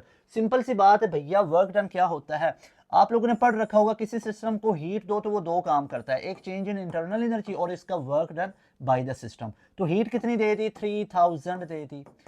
Delta U change in internal energy कितनी दे दी, 400 जाउल, 400 जाउल कह लो, जूल्स कह लो, ठीक है, जाउल्स कह लो, मैं जाउल कह रहा हूं तो ठीक है, कोई मसले की बात नहीं। तो वर्क निकालना है, वर्क उधर ही रहा, 400 इधर आके माइनस हो गया। 3000 में से 400 को माइनस करोगे the answer will be what, 2600 work निकला है तो जाउल ही होगा। सो देख लो कहीं पे 2600 दिया हुआ, जी बिल्कुल दिया हुआ, सी ऑप्शन के अंदर मौजूद है। ध्यान से देख लीजिए, ध्यान से देख लीजिए। ओके, नेक्स्ट क्वेश्चन है हमारे पास। ओके, ये वाला क्वेश्चन हो गया हमारे पास। उसके बाद नेक्स्ट क्वेश्चन है, अल्हम्दुलिल्लाह we have done till this question. Next is fission reaction can be produce in uranium 23592 by slow neutron. Slow neutron बहुत ही यूजफुल होते हैं फिशन रिएक्शन। फिशन का मतलब होता है जो हमारे पास हैवी न्यूक्लियाई है ये स्प्लिट होकर स्मॉलर न्यूक्लियाई में कन्वर्ट होगा। इसके लिए ज़रूरी होता है कि ये एनर्जी को एब्जॉर्ब करें, और जो स्लो न्यूट्रॉन है ना ये क्या करते हैं, ये ट्रांसफ़र ऑफ एनर्जी, जो इनका ट्रांसफ़र ऑफ एनर्जी है वो बेस्ट होता है क्योंकि स्लो हिट करते हैं, स्लो मूव करते हैं। अगर कोई फास्ट न्यूट्रॉन पड़ेगा तो वो तो एनर्जी ट्रांसफर ही नहीं कर रहा। जब एनर्जी ट्रांसफर नहीं हो रही तो इसने ब्लास्ट कैसे करना है, इसने स्प्लिटिंग कैसे करनी है, स्प्लिट कैसे होगा। अगर the angular velocity of a rotating disc increases 2 radian per second to 5 radian per second in time 0.5 second, what is the disc average acceleration. बहुत ही बेसिक सा क्वेश्चन आ गया दोबारा से, बहुत ही छनकना सा सवाल हमारे पास दोबारा आ गया। एक्सेलरेशन एंगुलर निकालना है, ओमेगा एफ माइनस ओमेगा आई अपॉन में टी, ये फार्मूला पढ़ रखा है, वैल्यूज पुट कर दीजिए। ओमेगा एफ फाइनल कितनी है, 5 रेडियन पर सेकंड। भैया फाइनल कितना है, 5 रेडियन पर सेकंड, और पहले कितना था, 2 रेडियन पर सेकंड। तो 5 minus 2 divided by 0.5, got it. तो भैया अल्फा कितना आ गया, 3 डिवाइडेड बाई 0.5, पॉइंट को ख़त्म किया ऊपर 0, तो 30/5 कितना होता है, 6। अब चूंकि निकाला एक्सेलरेशन है तो रेडियन पर सेकंड स्क्वायर बन गया, जो कि मौजूद है डेल्टा ऑप्शन के अंदर। कोई और फार्मूला लगा के करोगे ना गलत, तो भी आंसर मौजूद होता है, ठीक है। ये बड़ी प्रॉब्लम होती है एंटी टेस्ट के अंदर कि आप ना, यानी एक बच्चे के माइंड में कोई फार्मूला आ रहा होता है ना पहले दम से ही, हालांकि वो गलत होता है, वो अप्लाई नहीं हो रहा होता है, उसमें वैल्यूज पुट करके कोई आंसर निकालोगे ना तो वो आंसर ऑप्शंस में मौजूद होता है, तो पहले ही वो फार्मूला लगाओ जो उसके लिए वैलिड है। ओके जी, उसके बाद नेक्स्ट है हमारे पास question, projectile is given an initial velocity of i cap plus 2 j cap where i cap is along the ground and j cap is along the vertical। g की value यहाँ पे मैं given है 10 metre per second square. The equation of its trajectory, trajectory की हम लोगों ने equation निकालनी है। अगर आपको प्रोजेक्टाइल के ट्रेजेक्ट्री की इक्वेशन का नहीं पता, आप लोगों ने नहीं पढ़ा होगा, तो आज से याद रख लो, जो हमारे पास प्रोजेक्टाइल की ट्रेजेक्ट्री की इक्वेशन होती है that is y is equal to tan theta x minus g x square upon में 2v स्क्वायर और सीकेंट स्क्वायर थीटा।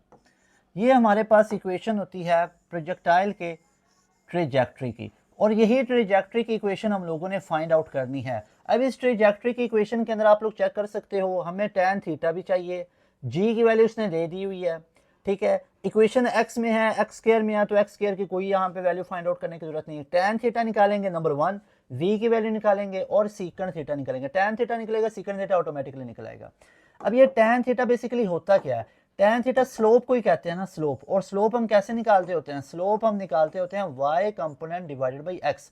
अब y 2 है, x उसका 1 है, तो कितना हो गया 2, ऐसे ही है। अब secant theta 1 plus tan square theta होता है ना, सीकेंट थीटा बेसिकली हमारे पास क्या होता है, secant theta is 1 plus tangent square theta is equal to secant square theta, ऐसे ही है ना। तो 1 प्लस tan स्क्वायर थीटा, 2 का स्क्वायर कितना हो गया 4, 2 का स्क्वायर 4, तो ये कितना बन गया 1 plus 4 is equal to 1 plus 4 is equal to secant square theta, 1 plus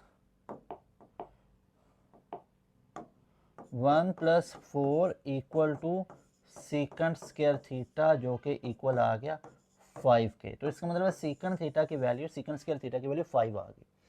okay, अब हमें v भी चाहिए, वेलोसिटी। वेलोसिटी आई प्लस 2j कैप लिख रखा है, तो यहाँ पे अगर मैं वेलोसिटी की मैग्नीट्यूड को इधर ही निकालूं तो वेलोसिटी की मैग्नीट्यूड हमारे पास कितनी आ गई? वेलोसिटी की मैग्नीट्यूड आप सिंपली निकाल सकते हो 1 का स्क्वायर प्लस 2 का स्क्वायर, तो ये बन गया 4 प्लस 1 तो 5 स्क्वायर रूट। लेकिन हमें यहाँ पे v स्क्वायर चाहिए, ये तो आपने v निकाल लिया है, v की मैग्नीट्यूड, तो स्क्वायर ले लो दोनों साइड पे, तो ये 5 बन गया। सिंपल सी बात है। अब यहाँ पे वैल्यूज पुट करते हैं। ये देखो जो ट्रेजेक्ट्री की इक्वेशन है बेसिकली वो क्या है हमारे पास? ट्रेजेक्ट्री की इक्वेशन है y is equal to tan theta x minus g x square secant square theta upon में 2v स्क्र। अब यहाँ पे तमाम बच्चे वैल्यूज को यूज करते हैं। y is equal to tan theta x 2x बन गया, माइनस g की वैल्यू 10 ऊपर फॉर्मूला में गिवन है, x स्क्र आ गया, सीकेंड थीटा 5 निकाला है तो इसका स्क्र कितना हो जाएगा? 5 मल्टीप्लाई बाई 5, और नीचे 2 का 2, v स्क्वायर कितना निकाला है? 5 निकाला है। Got it. 2 इंटू 5 ऐसे कर लो, या 5 5 से कैंसिल कर दो, 2 5 ज़ा 10, ऐसे ही है। तो ये हमारे पास कितना बन गया? 25 एक्स स्क्वायर में। तो इक्वेशन टोटल हमारे पास कितनी बन गई? टोटल इक्वेशन बन गई y is equal to 2x, तो y is equal to 2x और आगे माइनस 5, 5 इंटू 5 25, तो माइनस 25 एक्स स्क्वायर। तो ये पूरी की पूरी क्या इक्वेशन हमारे पास आई? यही उसने पूछा हुआ था, जो कि आप लोग चेक कर सकते हो कहाँ पे है, 2x minus 25 x square, that is इन यहाँ पे। अच्छा, ये 5 को हमने 5 से कैंसिल कर दिया, 5 इंटू 10, तो ये हमारे इससे कैंसिल हो गया। सीकेंड स्क्वायर थीटा है ना, सीकेंड स्क्वायर थीटा, तो सीकेंड स्क्वायर थीटा की वैल्यू हमने निकाली हुई थी, that is not secant theta. यहाँ पे हमने सीकेंड थीटा की ही वैल्यू पुट की है, सीकेंड स्क्वायर थीटा की, आप लोग चेक कर सकते हो। ये सीकेंड थीटा की नहीं है, ये तो सीकेंड स्क्वायर थीटा की है, और यहाँ पे पुट भी सीकेंड स्क्वायर थीटा ही करना था। तो सीकेंड स्क्वायर थीटा की जगह पे 5 पुट किया, 5 5 से कैंसिल, और 2 5 ज़ा 10, तो 2x माइनस 5x स्क्वायर हो गया। कितना बन गया? 2x minus 5x square. Got it. तो ये हमारे पास इक्वेशन बन गई। एक चीज को यहाँ पे देख लो, ठीक है, ये अगर आप लोगों ने पहले क्वेश्चन नहीं भी पढ़ा होगा ना, तो आज इसको याद रख लो कि प्रोजेक्टाइल की ट्रेजेक्ट्री की इक्वेशन निकालनी है, तो y is equal to tan theta x minus g x square upon 2v square, secant square theta होता है। tan थीटा निकाला, इधर से फौरन सीकेंड स्क्वायर थीटा निकला है। तो यहाँ पे जिस तरह हम पहले कर रहे थे ना, मैं इसका स्क्वायर दोबारा ले रहा था, दोबारा नहीं, क्योंकि ये already सीकेंड square theta. Got it. तो ये 5 पुट कर दिया, 5 5 से कैंसिल, 2 5 ज़ा, तो ये बन गया 2x minus 5x square. v square कैसे निकाला है? ये जो वेलोसिटी थी ना, इसकी पहले मैग्नीट्यूड v ली, फिर इसका स्क्वायर लिया, क्योंकि यहाँ पे हमें स्क्वायर चाहिए था, तो वो 5 आ गया। ओके। उसके बाद है the amount of heat required to increase the temperature of 1 mole of gas through 1 kelvin is equal to molar specific heat. Molar specific heat वो अमाउंट ऑफ हीट होती है जो किसी भी 1 मोल का 1 केल्विन टेम्परेचर राइज करने के लिए हमें चाहिए होती है। उसके बाद नेक्स्ट क्वेश्चन है dimension of modulus of elasticity. अब मॉडुलस ऑफ इलास्टिसिटी बेसिकली क्या होता है? ई होता है। अब ई का तो वही यूनिट होता है जो हमारे पास स्ट्रेस को होगा, क्योंकि ई होता है स्ट्रेस अपॉन में स्ट्रेन। स्ट्रेन का तो कोई यूनिट नहीं होता है। और स्ट्रेस क्या होता है? Force per unit area. Force per unit area क्या पूछी है? डायमेंशन पूछी है। फोर्स क्या होता है? एम ए के इक्वल, तो एम की एम, ए की एल टी माइनस 2 आ गई, नीचे एरिया एल स्क्वायर, एक लेंथ से कैंसिल हुई तो एल ऊपर गया, तो एल माइनस 1, तो M L minus 1 T minus 2, M L minus 1 T minus 2, that is in alpha option. Got it. Okay. उसके बाद नेक्स्ट क्वेश्चन है the dimension of magnetic field induction. अब मैग्नेटिक फील्ड की dimension निकालनी है, तो आप लोग चेक कर सकते हो। हमारे पास फॉर्मूला होता है ना, F is equal to I L cross B. तो आई एल बी डायमेंशन निकालना है, तो थीटा को यहाँ पे इग्नोर करेंगे, तो that will B F upon I L. Got it. तो फोर्स की हमारे पास क्या होती है? अभी बताई थी, एम ए, तो एम एल टी माइनस 2, नीचे करंट की आई आ गई, और एल है तो इसकी कैपिटल एल, एल एल से कैंसिल हो गया, तो कितनी बन गई? एम आई और टी माइनस 2। ये ऑप्शंस को करेक्ट कर लें, यहाँ पे आई माइनस 1 ये आई है। Got it. और टी माइनस 2, तो ये beta option is right option. Got it. उसके बाद नेक्स्ट क्वेश्चन है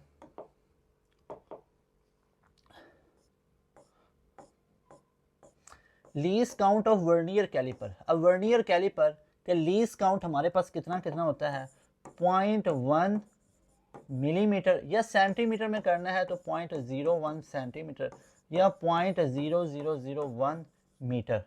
तो ये हमारे पास तीनों ऑप्शन में मौजूद है, so delta option is right option, delta option is right option. Got it. Which quantity has different units from the other, बाकियों से डिफरेंट यूनिट किसके हैं। वेट का क्या होता है यूनिट, वेट का यूनिट होता है newton. Young's modulus into area, Young's modulus क्या होता है, एफ अपॉन में ए, तो आगे मल्टीप्लाई बाई एरिया है, तो एरिया एरिया से कैंसिल हो गया, एफ एफ का यूनिट भी कितना होता है, न्यूटन, बिल्कुल ठीक है। Rate of change of momentum applied force की इक्वल होती है जिसका यूनिट न्यूटन, तो जाहिर बात है जो भी होगा वो डेल्टा ऑप्शन ही है क्योंकि इसका यूनिट अलग होगा, चेक कर सकते हो। Density mass per unit volume है, आगे into volume into velocity, velocity का होता है मीटर पर सेकंड क्योंकि वॉल्यूम वॉल्यूम से कैंसिल, मैस का कितना होता है केजी, तो KG metre per second, KG metre per second, क्योंकि अगर होता ना एम ए वो होता है KG metre per second square, ये फोर्स के इक्वल होता है लेकिन ये केजी मीटर पर सेकंड है। ओके उसके बाद नेक्स्ट क्वेश्चन है the ratio of tension and the surface tension. ठीक है, tension and surface tension, tension की फोर्स है उसका न्यूटन, ठीक है, फोर्स है ना उसका न्यूटन। अच्छा डायमेंशन पूछी है तो टेंशन की भी एक फोर्स होती है जिसको होता है एम एल टी, पहले आप ये चेक कर लो, इन चक्रों से बेहतर है ये कर लो। रेशियो पूछिए ना tension, tension divided by surface tension, surface tension क्या होता है, फोर्स पर यूनिट लेंथ, ठीक है, एफ अपॉन एल, तो ये सरफेस टेंशन है।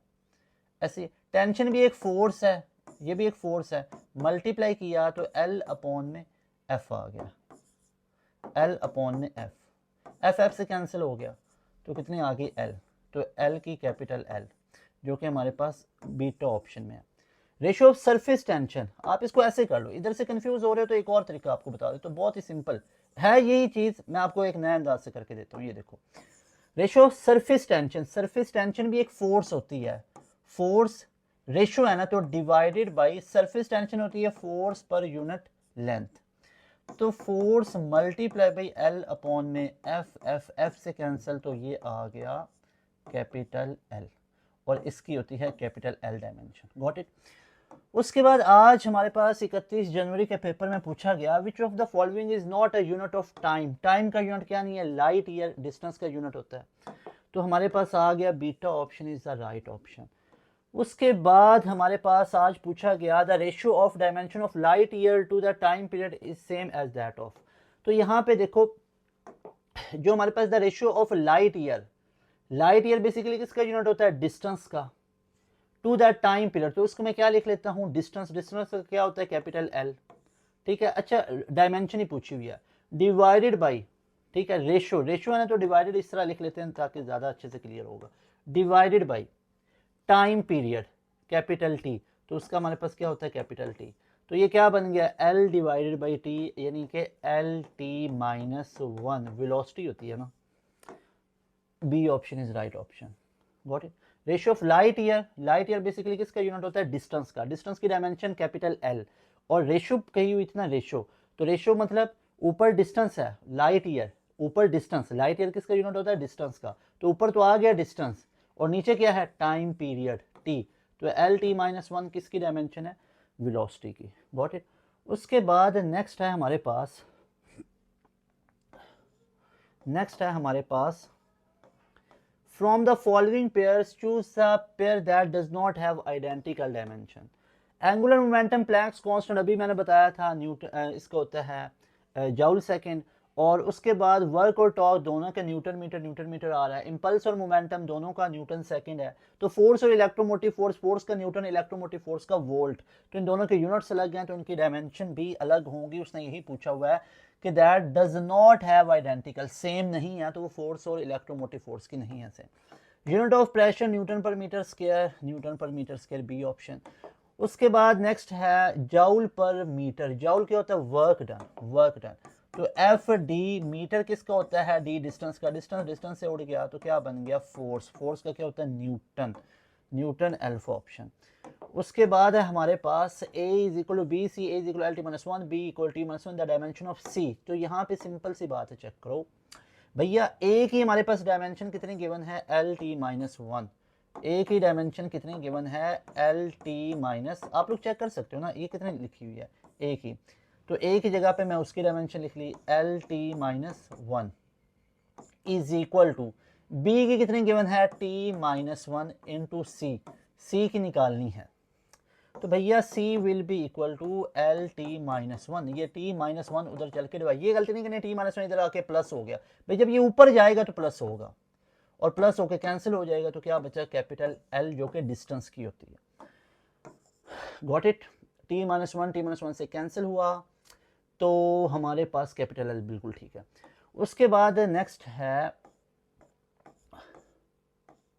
नेक्स्ट क्वेश्चन है हमारे पास, ओके जी, we are having the next question, for a particle A equal to E upon में सी स्क्वायर। अच्छा वैसे एक सोचने वाली बात है, E is equal to M C square पढ़ रखा है, तो यहाँ से मैथ किसके इक्वल होगा, ई अपॉन में सी स्क्वायर, तो ई अपॉन में सी स्क्वायर, ई अपॉन में सी स्क्वायर ए को बता रहा है, मतलब एम को बता रहा है, एम की डायमेंशन पूछ रहा है, एम की डायमेंशन, तो एम की एम ही होगी, उसका एल भी जीरो होगा, टी भी जीरो होगा, एल नॉट टी नॉट ही होगा ना, और एम खाली होगी डायमेंशन, है कि नहीं है भैया, मैथ्स की डायमेंशन क्या होती है, कैपिटल एम ही होती है। इस इक्वेशन को चेक किया तो हमें पता चला ये तो कहीं ना कहीं पे आइंस्टाइन की इक्वेशन की बात कर रहा है, व्हाट इट। उसके बाद तमाम बच्चे बताएंगे यही हैं, this all effort is done by pass education system, इतनी एफर्ट करता है पास एजुकेशन सिस्टम, पूरी एंड गेम्स आप लोगों के लिए स्मार्ट बोर्ड पे कंडक्ट की हैं, मैथ की हूँ, फिर फिजिक्स की अलग एंड गेम, फिर इंग्लिश की ये वो, love for NUST university, love for pass education system, if you are a true passion, आप लोगों के लिए इतनी चीज़ें। अच्छा एक चीज़ मैं आप लोगों को बता दूं, हसद करने वाले तो बहुत लोग हैं ना, बातें करने वाले, जो लोग काम कर ही नहीं रहे हैं, ठीक है, आपको इतनी ऑथेंटिक डिटेल में कहीं पे वीडियो मिल रही है फ्री ऑफ कॉस्ट, सिर्फ पास एजुकेशन सिस्टम प्लेटफॉर्म पे, 2025 के चारों राउंड की एंड गेम बनाई हैं, 2025 के चारों राउंड्स की एंड गेम, 26 के राउंड 1 की भी एंड गेम बनाई है, 2 के भी बनाई है, फ्री ऑफ कॉस्ट यूट्यूब पे भी अवेलेबल है, और डे वाइज आपको इतनी डिटेल के अंदर कंटेंट प्रोवाइड कर रहे हैं, आपको इतनी एफर्ट्स की जाती हैं, घंटों लगते हैं एक एक लेक्चर को बनाने में, फिर इसकी एडिटिंग में बहुत ज़्यादा टाइम लगते हैं, तो ये सारी एफर्ट की जाती हैं in the love of NUST, NUST के प्यार में इतनी सारी चीज़ें की जाती हैं ताकि आप बच्चों का नस्ट में एडमिशन हो जाए इंशाल्लाह। तो यहाँ पे अपनी डिज़ायर्ड यूनिवर्सिटी को एक दफ़ा नस्ट लिख के आगे बहुत सारे हर्ट्स बना के भेजें। अगर आप लोग चाहते हैं कि हमारा नस्ट में एडमिशन हो तो नस्ट से अपना प्यार दिखाना पड़ेगा। तो अगर किसी चीज़ को जुनून की हद तक नहीं चाहोगे, जैसे यूनिवर्सिटी या, तो जुनून की हद तक उससे प्यार नहीं करोगे, उससे प्यार करने का मतलब है ये तमाम चीज़ों को करके जाओ, अच्छे से पढ़ के जाओ, फिर नहीं तो वो यूनिवर्सिटी नहीं मिलेगी, वो दूर दूर भागेगी। उस यूनिवर्सिटी को एस करना है तो उसके साथ बहुत ही अच्छा खासा आपको प्यार भरना पड़ेगा। उससे प्यार भरना है तो यूट्यूब पे 10-10 9-9 घंटे की एंड गेम्स देखनी है, तब जाके फिर नस्ट मिलेगी इंशाल्लाह। ओके जी, तो joule second per metre is the unit of, अब खुद देखो क्या होगा जाउल सेकंड, तो जाउल सेकंड वर्क डन ऐसे ही है, तो वर्क डन क्या होता है, एफ डी जाउल सेकंड, तो ये वर्क डन कितना हो गया, एफ डी, और आगे सेकंड हमारे पास कितना होता है, टी होता है, ऐसे ही है, एफ डी मैंने किसकी जगह पे लिख लिया, जाउल, और आगे सेकंड टी की जगह पे, नीचे मीटर डिस्टेंस होता है, डी से कट के एफ इंटू टी इम्पल्स होती है, इम्पल्स का सेम ही यूनिट होता है जो मोमेंटम का, ये चेंज इन मोमेंटम का, so B option is right option, got it, Newton second. Okay, a particle is acted upon by constant force, इतनी है व्हिच डिस्प्लेसेस फ्रॉम इस पॉइंट से इस पॉइंट, तो फोर्स से पहले टोटल निकाल लो ना, टोटल फोर्स हमारे पास कितनी है भैया, टोटल फोर्स है हमारे पास यहाँ पे 4 + 3 कितनी बन गई, फोर्स भैया बन गई 7i कैप, प्लस आई बन गया 2j कैप,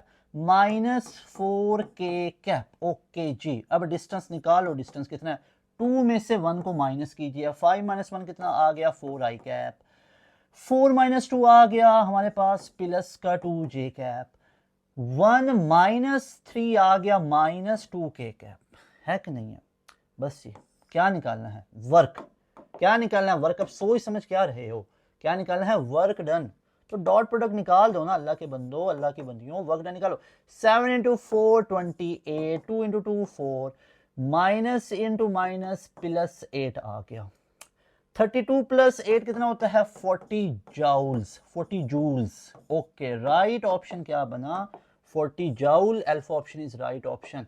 आगे चलते हैं, आगे क्वेश्चन आ गया, the summation of two unit vector is the third unit vector, then अगर दो unit vector third unit vector तीनों सेम है तो एंगल 120 डिग्री होगा। फिर कह रहे हैं modulus of the difference of unit vector, यानी मॉडुलस तो लेना है भाई, मॉडुलस तो लेना है, लेकिन किसका, डिफरेंस ऑफ यूनिट वेक्टर का।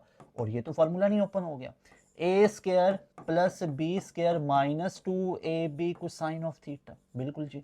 तो भैया a minus B is equal to A square plus B square, 1 का स्क्वायर 1, 1 का square 1 minus 2 into 1 cos of 120 degree. ये किधर से आया, क्योंकि टू यूनिट वेक्टर आपको थर्ड यूनिट वेक्टर ही दे रहे हैं, तीनों सेम किस पे होंगे 120 पे।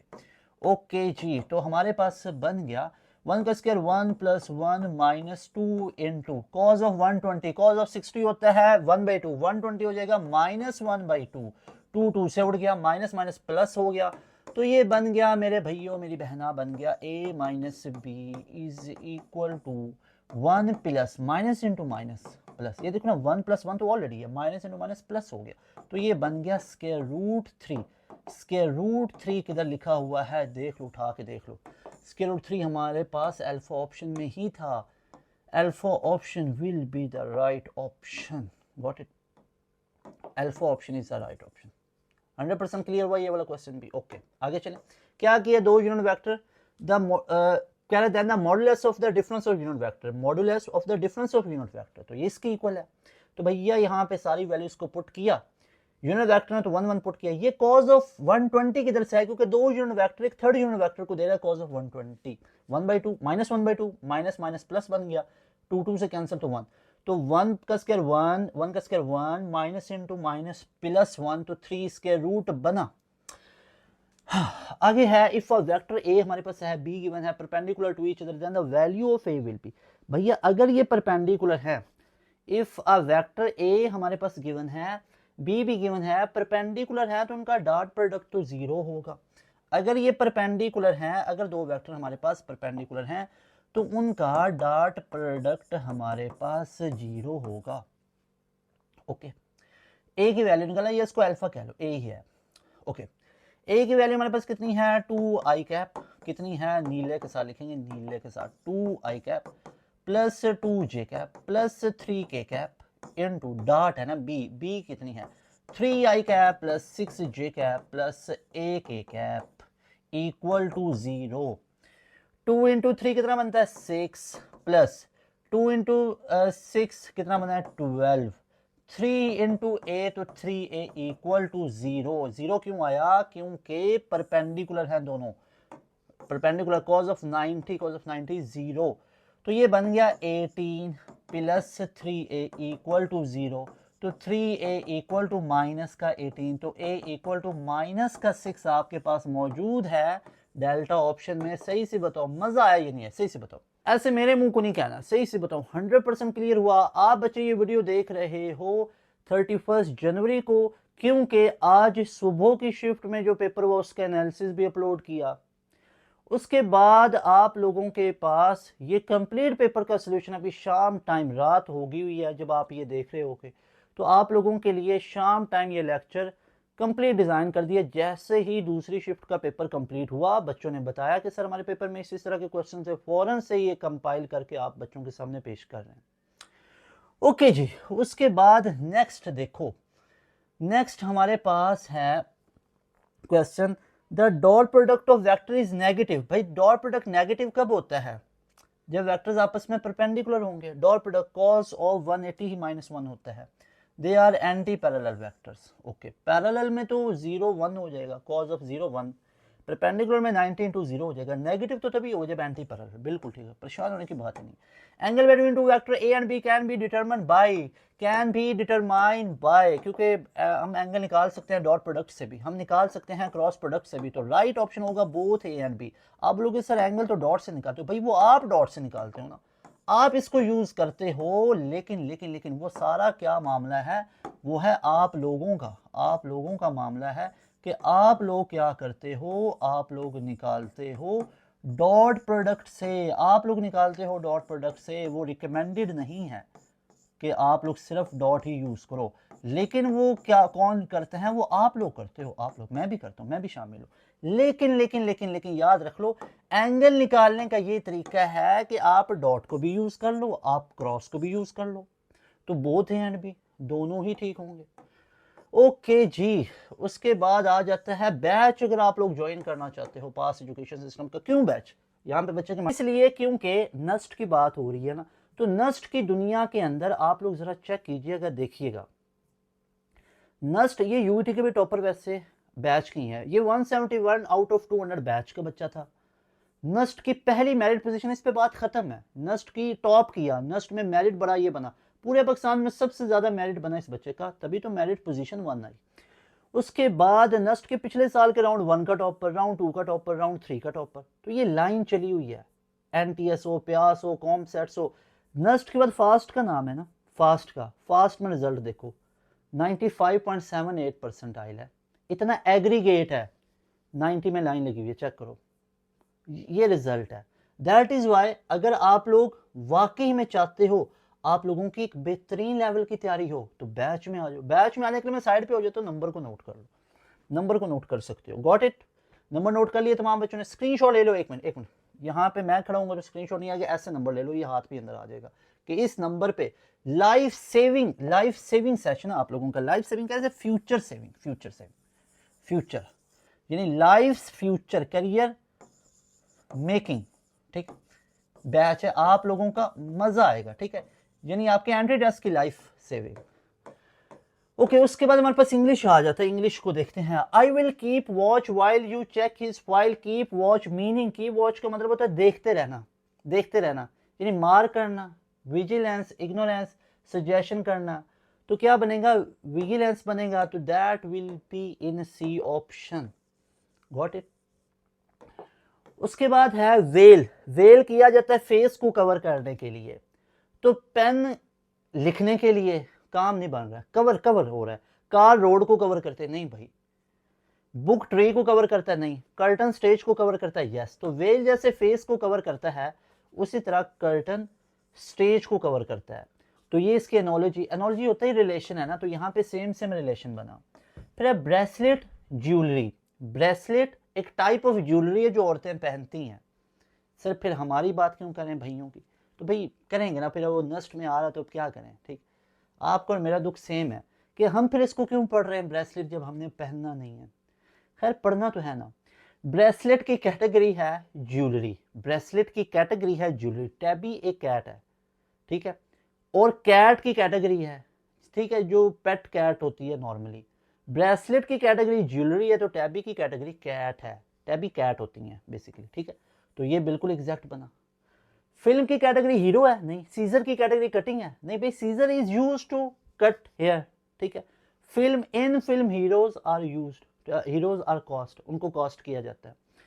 उसके what is the antonym of generous, generous मेहरबान, सेल्फिश, एंटोनिम पूछा है तो सेल्फिश हो गया, ठीक है। उसके बाद जो चैरिटेबल नहीं, बेनिवोलेंट, मेहरबान, काइंड, ये तो उसके सिनोनिम्स बनेंगे, सेल्फिश खुदगर्ज उसका एंटोनिम उल्टा पूछा हुआ था।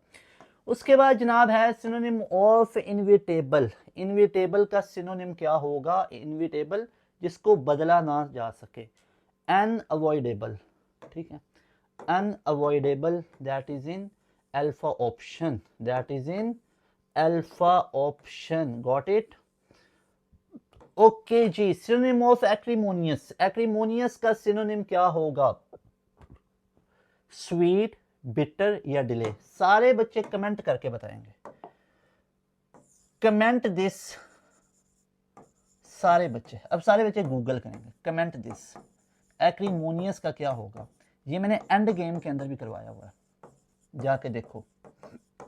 ओके, उसके बाद है सिनोनिम ऑफ एब्रोगेट, एब्रोगेट का हमारे पास क्या होगा, स्मार्ट, प्लेसिड, रेपुडिएट या agree.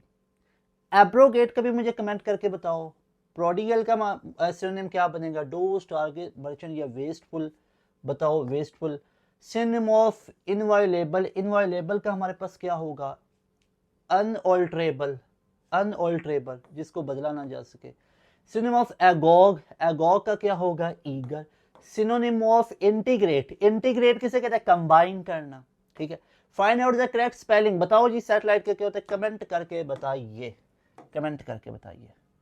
Comment the correct spelling of, correct spelling of, basic math वाले बच्चों को आया हुआ था ना, satellite, satellite SATELLITE, delta option के अंदर है, ओके।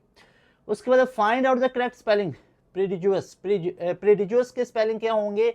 PREJUDICE, कमेंट करके बताएं। इंग्लिश का सारे बच्चे मुझे कमेंट करके बताएंगे प्रीजुडियस का हमारे पास क्या स्पेलिंग करेक्ट बनेंगे, ओके।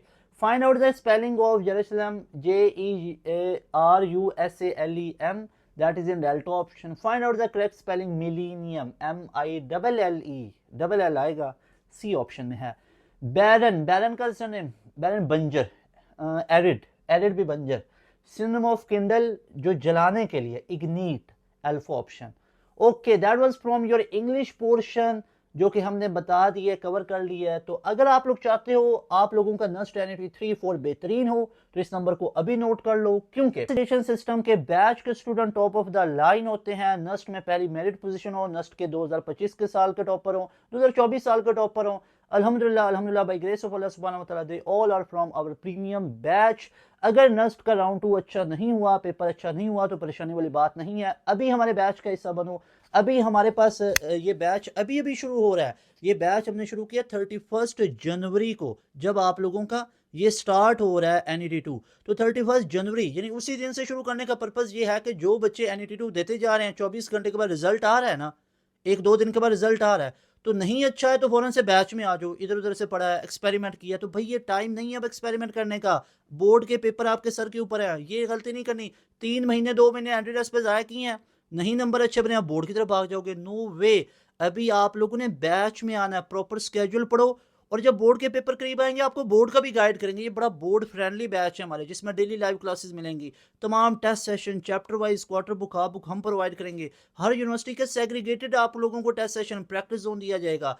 1-2-3 टीचर्स के रिकॉर्डेड सेशन भी मिलेंगे। तैयारी आपकी लाइव क्लासेस में होगी। शाम 7 से 11 बजे तक हमारी डेली लाइव क्लासेस होती हैं। उन लाइव क्लासेस में आपकी तैयारी करवाई जाएगी। आपको पाकिस्तान के टॉप लेवल के टीचर्स पढ़ाएंगे। ये जिन टीचर्स का रिजल्ट आपको दिखाया है, ये उनसे पढ़ने वाले बच्चे जिनका ये रिजल्ट अल्हम्दुलिल्लाह से आया बाई ग्रेस ऑफ अल्लाह सुब्हानहू व तआला और स्टूडेंट्स के एफर्ट के बाद। तो अगर आप लोग चाहते हो नस्ट में सिलेक्शन लेना, तो लाजमी तौर पे हमारे बैच का हिस्सा बनो। इंशाल्लाह आप लोगों के साथ हम डे वाइज MCQs को शेयर करते रहेंगे, आप लोगों के साथ स्टूडेंट के रिव्यूज़ भी शेयर करेंगे, और तो आप लोगों को तमाम चीज़ें हम इंशाल्लाह साथ साथ गाइड करेंगे। नस्ट के बारे में आपको सारी चीज़ें A to Z क्लियर होते जाएंगी। Stay connected to pass education system. If you are true passions, then comment below this video के आई एम ट्रू पासियन। मज़ा आया आपको पूरी वीडियो का, तमाम चीज़ें क्लियर हुई हैं। इंशाल्लाह मिलेंगे नई वीडियो में। तैमूर हसन को दें इजाज़त। अस्सलाम वालेकुम, अल्लाह हाफिज़, पाकिस्तान जिंदाबाद।